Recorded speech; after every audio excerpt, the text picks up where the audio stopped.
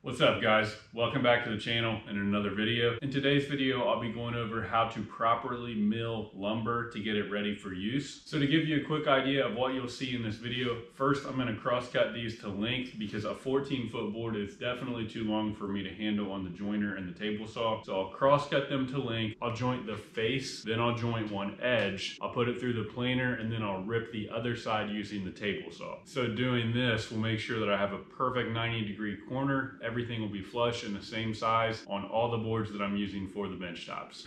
So like I mentioned, I'll be using those three tools to join these boards together. Now the problem with the boards like they are is there's a crack right here, there's a seam. Now if you don't have these three tools, you could just leave that and that would be fine, but I want this to be completely flush. And by flush, here's what I mean. So this is a table that I'm also working on. These boards have been milled already, and here's the seam where the boards come together. Also the seam is right here. So you can see that these are perfectly flush. There's no separation and the boards are joined very nicely. So I'll explain what I'm doing as I go through the process, but let's go ahead and get started on these. So as I mentioned earlier, I'm just cutting these to length. Now this part actually doesn't have anything to do with the milling process, but I really wanted to show something that I'm actually working on while milling up these boards rather than just milling a random board square and then saying this is what you do. So I'm roughly cutting these each to about 6.5 feet long. Now these are 14-foot boards. So I'll end up with two 6.5-foot boards, and then I'll have a scrap piece for something else later on.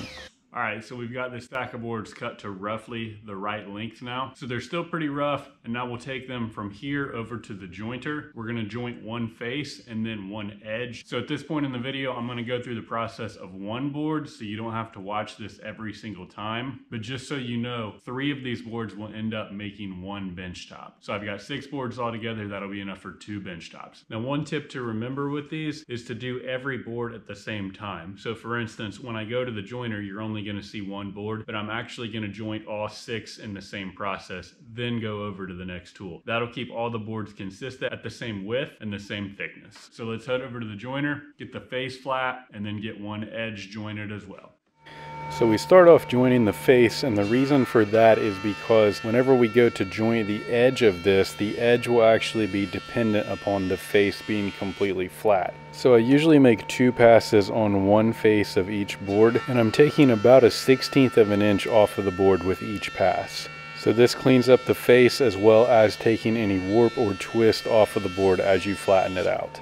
Okay, so all the boards have gone through the joiner on the face. Now these 3 here, the jointed face is up, and on these 3 here, the jointed face is down. So you can just see here how much nicer the surface of these look rather than these 3. These are nice and smooth, these are still rough. So this is the jointed face up, this is the jointed face down. Now one other thing you'll notice other than this face looking a whole lot better than this face, so the jointed face up underneath this board is perfectly flat, whereas this one is not. So if the camera can pick this up, if I do this because the face isn't flat, there's a wobble. Whereas on this board, the face is perfectly flat, so that lays flat. So when I flip these over and run them through the planer will match the other side of this face, and both sides will be perfectly parallel. Now before we do that, let's take these over and we'll joint one edge off of them and get a nice perfect square. So we want to double check that the fence on the joiner is square using the square. Here it's pretty close to exactly perfect. So I'll put the previously jointed face on the back of that up against the fence, and then I run this across the joiner, joining the edge to get a perfect angle on that bottom corner. So here's a better angle from behind the joiner to where you can see that the face lines up perfectly on that fence. So as long as I keep that flush, then the bottom of that will form a perfect 90-degree angle, and this board will be nice and square when we're finished. Okay, so this is one of the boards. This is the face that we milled, and this is the edge that we jointed. So if we put a square on this, so there's no gap here, there's no gap there whatsoever. So this is perfectly square. If we can get every edge on the board perfectly square, they'll all line up perfectly. Now if we flip this board over, this is the face that hasn't been touched as well as the edge that was not jointed. So let's put the square on this. And it's not bad. I don't know if the camera can pick it up, but there's a little gap right in here. So this is not perfectly square. So if you try to join these edges, there'll be a wobble or they won't line up perfectly. So now we're over at the planer. So at this point, the boards will have one face and one edge perfectly squared up from the joiner. So we'll run that board through the planer planing the opposite side of the face that was jointed. That way they'll both be flat and they'll be parallel. Now you can go to the table saw and rip the other edge off before you plane it and do this out of order. It really doesn't make any difference, but I like to put them through the planer first to cut down on the weight of the board just a little bit. So we'll run them through the planer and then we'll have 3 sides perfect. Then we'll head over to the table saw. So let's check out what that looks like.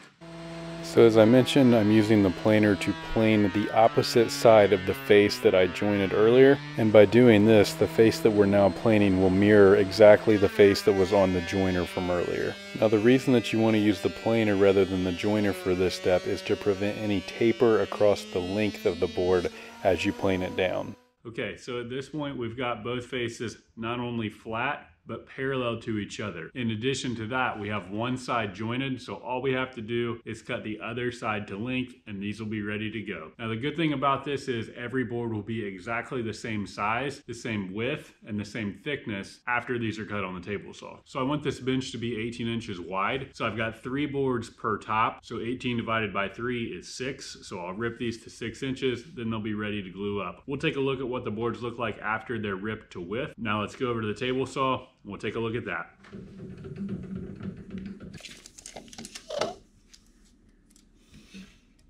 So after you get the fence set to the desired width that you want to rip these, really all you do is just rip them using the table saw. I don't have anything really fancy or special to say about this step. It's pretty basic here, but you want to rip the opposite side of the edge that you jointed earlier. So that nice face is going up against the fence, and then the table saw blade will match that edge as I rip this board down the length. And if you're thinking, man, this guy really needs an outfeed table on his table saw, well, yeah, I'm thinking the same thing too.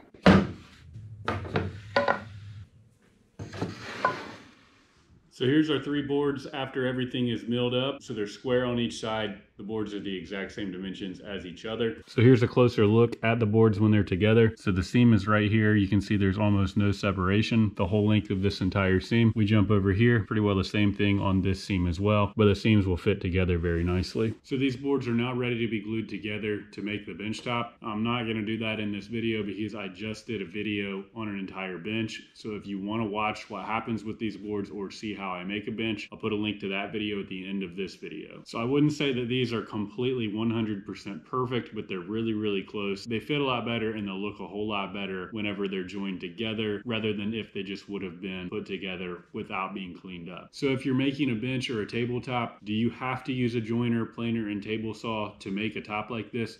No, of course not. I have tons of videos before when I didn't have a joiner and I used just the planer and or table saw to clean everything up. You don't have a planer or a joiner, you can just rip the sides off of each board and that'll give you a better seam. Now it won't join together perfectly, there will likely be some gaps, but it'll be a whole lot better than leaving that rough edge on the lumber. So if you follow this process, not only will your lumber be easier to work with, but it will cause a whole lot less frustration whenever you're trying to join things together with a nice seam. I hope you found the information in this video useful. If you liked this video, let me know what you thought in the comments. Don't forget to like, share, and subscribe. Thanks for watching, and as always, stay tuned for more.